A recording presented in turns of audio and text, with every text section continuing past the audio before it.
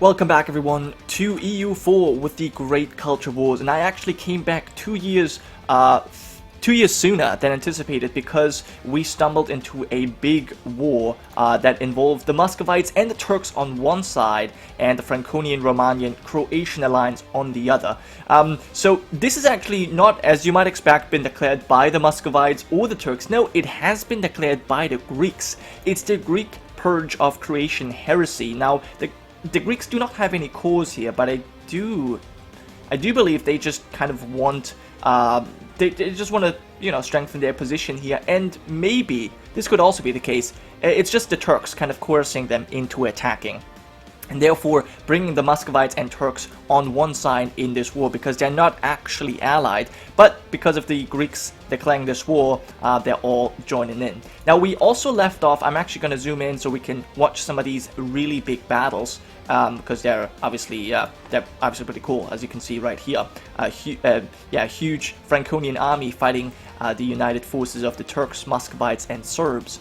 But yeah, let's move forward. We left off in the last episode with several wars involving Hungary, and as you can see, Hungary has basically lost 4 provinces. They lost Halych to Ruthenia and Moldavia to the Greeks. They also lost Vojvodina to the Serbs, and they had to give up Ödenburg to Austria. So all around, they have just been weakened, but at least now they're safe from the east. They're safe from attacks from the Greeks, the Ruthenians, or the Muscovites, at least as long as Zemplin's held by the Silesians. So for now, the Carpathian Mountains are really, narrowing down their flanks. They have good relations with their family to the north, so they shouldn't really attack each other. And then it's basically just the Turks and the Croatians who can attack them at the moment, because the Austrians and Serbs are too weak on their own. Look at this huge battle that we have got going on right there. It's basically Croatians and Franconians on one side with the Greeks, Turks, and Muscovites on the other. That is cool. That is a really cool battle, but it seems like this was won by, well, I can't say. I think it was the Greeks winning, since they're still standing in this province. So I suppose the Greek-Turkish forces have won. Alright, yeah, so, but this is obviously a really cool war, but oh my god, I only see Muscovite forces. What the heck? I mean, they have a pretty similar color to the Romanian troops, so, maybe not seeing it right, but wherever I look, okay, this is definitely a Romanian stack. But yeah, the Muscovites obviously bring the most forces to this fight, and it, you know what? If Franconia has been weakened enough, it could be that Burgundy is, taking that opportunity to take back some of their cores. They have quite a few cores, and that could, draw them into a two-front war, which is just terrible for any German culture, obviously. They have nightmares from that, even though it hasn't happened yet. Regardless, so we saw another big battle here.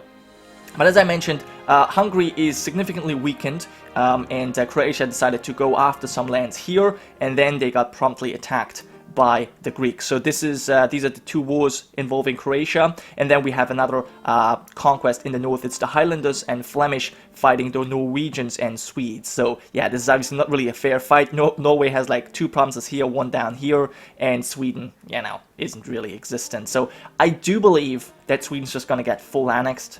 Perhaps, well, this province is definitely going to go away, and then I don't know what's going to happen to this. Perhaps no one's going to take it. I don't know. It doesn't really matter. I just thought I'd bring it up. As for the Occitan Crusade against Malacca, I'm not sure what happened. No, Malacca is still around, so I suppose they didn't really lose much. And the Syrians, they just grabbed a few provinces from the Egyptians here. Nothing too special. Egypt will probably switch their capital to their Indian holdings very soon, since that seems to be their power. Well, this has always been their power base ever since they got kicked out of Egypt proper, but for some reason they made this their capital. Regardless, let's go back to this war. So because of the intervention of the Greeks and their allies, the Hungarians, well, they didn't manage to get a peace just yet, but at least they managed to retake their fortification, and now they will at least get a white peace with the Croatians. They might even want to stay in this a little bit longer to press on and see what they can get out of it, but for the most part, yeah, I think the Hungarians are just happy that they can perhaps catch a break for now. They still have, a decent country. I mean, there's still smaller countries around them, but they obviously, you know, they're no longer at their peak. And they now even got noble rebels here. Oh well, but as you can see, the Turkish Muscovite forces are pushing further into Croatia. The Greeks are besieging Zagreb, so I think it's just going to be a matter of time.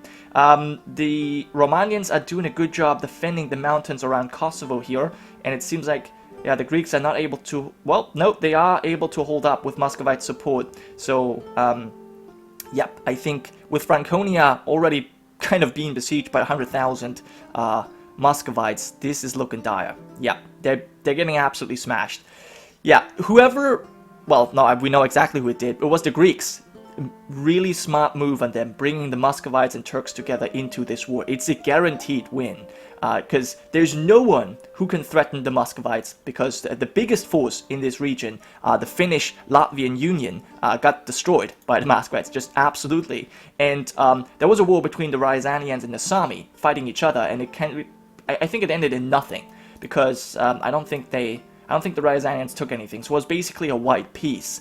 And the Crimeans are allied to the Muscovites, so there's no big nation here in the east that could threaten them. And as for the Turks, they're basically in the same position. They're allied to the Syrians and the Crimeans, so they have nothing to fear.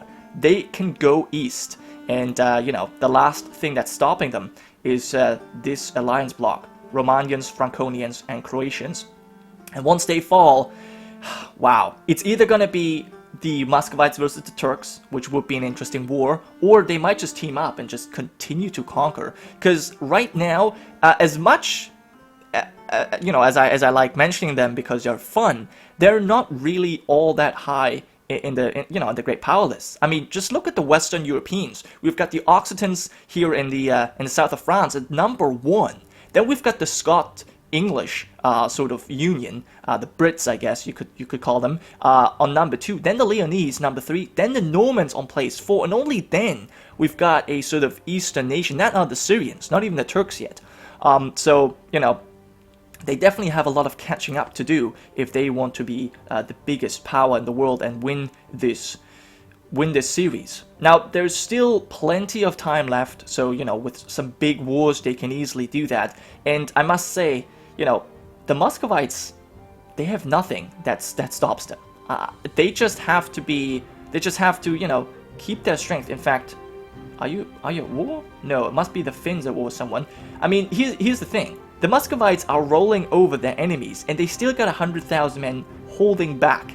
This is insane. This is simply insane. And, yeah, I mean, their strength is not wavering. Nope. They're certainly winning this. Okay, so this is looking pretty good. Let's see if there's any other wars. Oh, it's the Leonese together with the Bretons and Danish alliance versus the Normans. Normans do not have anyone supporting their side. That is... wow, that's actually quite interesting. Well, and you know what? With them, I'm actually going to speed up a little bit here. With them losing that big war against the Burgundians, I don't think that they will stand a chance here. Yeah, look at this. There's even the Breton forces defeating the Normans. That is pitiful. That is pitiful indeed. So yeah, their heartlands are being besieged. I don't even know. Have they moved their capital? Is their capital still Normandy? No, their capital is still Normandy. Okay, so at least that's what they have got going for them. They haven't changed their capital. That's, you know, that's a prestigious thing to do. If you still have your capital in your starting province, that just kind of shows that you're at least somewhat capable. But yeah, I mean, they're obviously fighting Dutch. You know what? Oh, yes, the Danish are in this war, and they have some cores to take back. I wonder if they're gonna get this. This would actually be really cool. It's something I really wish to see, because I hate having the Danish be split up. And oh, we just saw the annexation. The Dutch are gone. The Danish managed to incorporate the Dutch into their country, and that looks awfully nice. So they still got the Pomeranians as their vassal, but that is really cool. Oh, okay, I gotta say, the Danes are amazing. They are now also the overlords over New Dutch, and despite the fact that this is obviously a different culture, I would still give them half of the New Dutch development, simply because it is their direct vassal. So this is really, really nice. The Danish probably just catapulted themselves. No, they're still not in the Great Power list. Huh, okay, so they still have a lot of things to do if they want to, if they want to get a shot at winning this. But if they, start by getting their cores back here, that'd be really good. Oh my god, I would have never expected this to happen, actually, that they would truly manage to integrate the Dutch, because they were stuck at like 90% in the last episode. I already, thought that they might be able to get it then, but they didn't. So I'm glad to see it now. The Highlanders managed to take the one province from the Swedish and then one Norwegian province. Looks like the Flemish didn't get anything. The Swedes are still around here in the south, but it's rather sad. Sad and sorry state that they're in right now. Okay, well, this war is raging on. It seems as if the focus has shifted from the Croatian front to the Franconian front. They're just getting absolutely demolished. Now I wonder, who are you allied to? You have the Croatians and Romanians in this, but you also have the Prussians, the Flemish, the Silesians. You have a lot of allies. Yeah, you know what? If I was the Burgundians, I wouldn't attack this either. Nope, because you would have to go against your only ally that you have here in continental Europe. So, that probably wouldn't be a smart move. And you're not that powerful. I mean, this is what the Muscovites just hold back.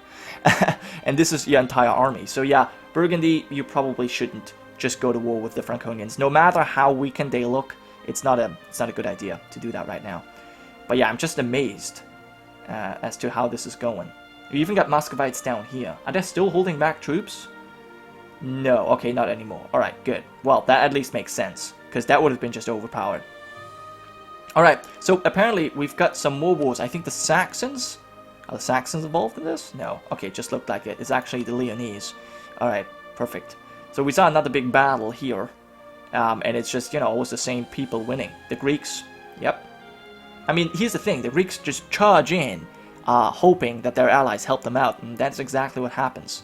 Every time they're in a sticky situation, they're getting bailed out by the Muscovites or the Turks, or both, in fact. Okay, this was, yeah, not too good. This time it's the Greeks who should have actually helped out, and they refused to do that. But, there's no saving Franconia anymore. They're done. It's just a matter of time until they will be forced to peace out, and then it's just Croatia that is left. Wow, they're already at 73%. Very nice. The Croatians are losing against Hungary because they're basically, unable to do anything. Okay, they won a battle here. Pretty crucial. And the Muscovites come in a little bit too late. Oh well. And all of this is being retaken. Okay, so well, what they have got going for them is that, they still have a lot of fortresses. A lot of mountain fortresses as well. But now the Franconians pieced out. Yeah, I don't see this going anywhere, really. I wonder if they had to give up anything. Did they have to break alliances? No. I think the Franconians just got out of this relatively easily without too much hassle. So, that's good for them. The Turks are still in there, though. None of your allies have peaced out. No, they're still all fighting.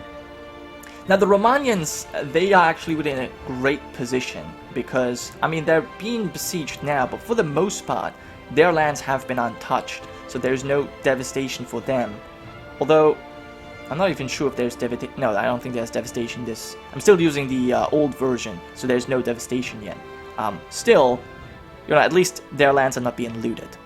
That hurts them as well. So yeah, they're doing fine. Let me check out. Okay, so there's the war between the Croatians and Hungarians has finally ended. Probably just a white peace. I don't think anything else happened there. Yeah, I think the Hungarians, as I said, they're just happy that they can catch a break for now. And the Normans basically have all of their heartlands besieged. 40% war score in favor of the Leonese. So we're gonna see a peace deal here very soon. This is a colonial war. So they have Norman Canada, Colombia, and Australia. Now, I don't think that this is for Australia, so it must be either Canada or, well, Colombia. This is basically all they have. The Leonese do own Oregon, but other than that, they're not really present in North America. So the only thing that the Leonese could really be after is Canada, because they've got Peru down here, and then they've got the West Indies. But this is, this is all not claimed by the Normans. Normans really just have Canada, Colombia, and Australia. So I guess this is going for Norman Columbia, so Oregon will grow more powerful. But, you know, here's the thing.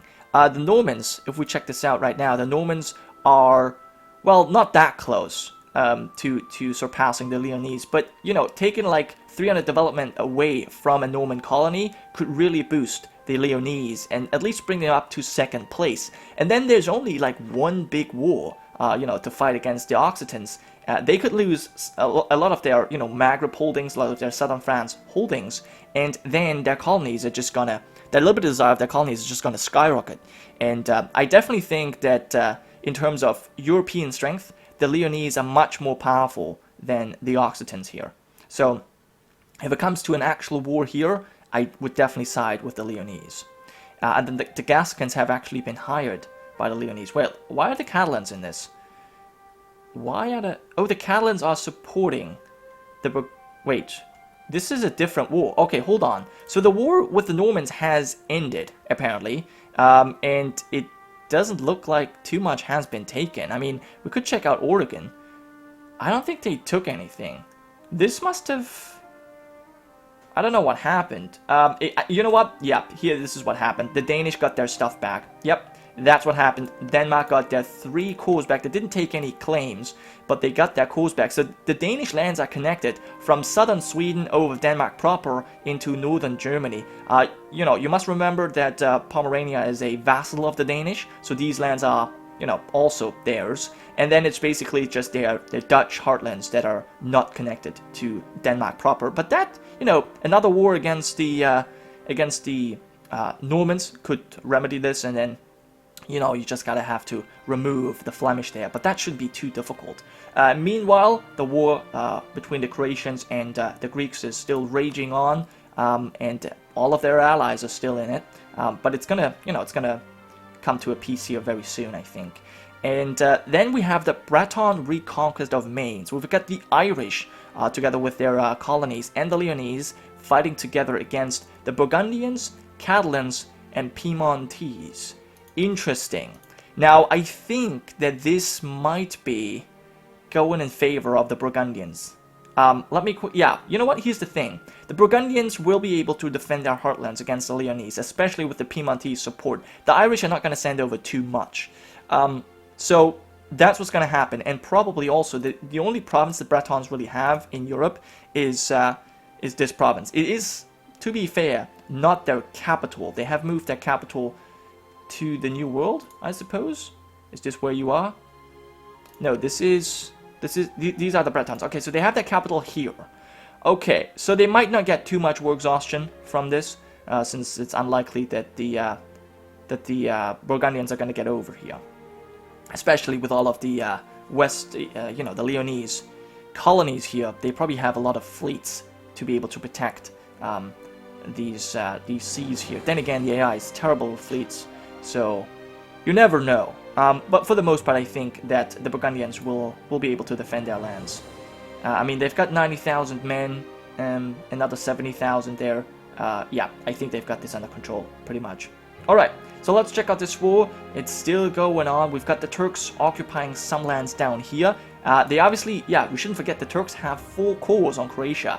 They were forced to give up in a previous war that was fought between Turks and the sort of Franconian Romanian Croatian alliance. So they definitely want to get that stuff back.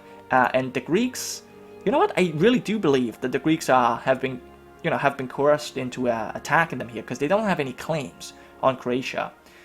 So yeah, that's that. I suppose the Serbs have the potential of getting some lands here. I mean, they have a claim. It's possible that the Serbs grow a little bit stronger here. Perhaps what we even see, which would be really strange, but it's possible that we see, you know, even the Austrians getting some of their lands back, and even the Hungarians could get some lands back. It's very possible that the Greeks do this. But anyways, I think at this point we'll probably leave it here. We'll have a last look at the wars. We have the Scots now going against Malacca, but you know, Malacca has been able to defend themselves before against the Occitans, which, you know, is the #1 power in the world. So I don't know the #2, if #2 is gonna be able to do anything against them. But we shall see in the next episode. For now though, that was it. Thank you so much for watching. I hope you have enjoyed, and I'll see you guys next time.